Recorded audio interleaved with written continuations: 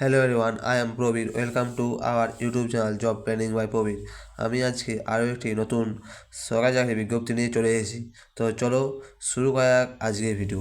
আমি আজকে যে সরকারি চাকরির কথা বলবো সেটি হলো আরআরবি এএলপি, অর্থাৎ রেলের অ্যাসিস্ট্যান্ট লোকো পাইলট।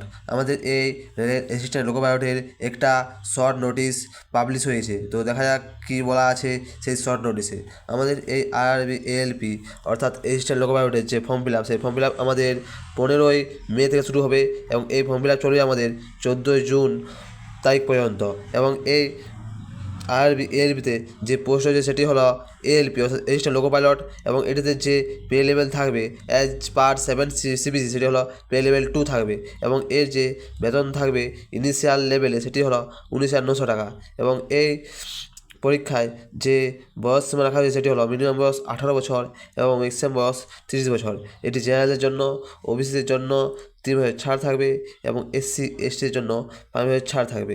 এবং এই আরবি এলপিতে আমাদের টোটাল যে ভ্যাকেন্সি রয়েছে সেটি হলো এবারে 11,127টি ভ্যাকেন্সি টোটাল রয়েছে।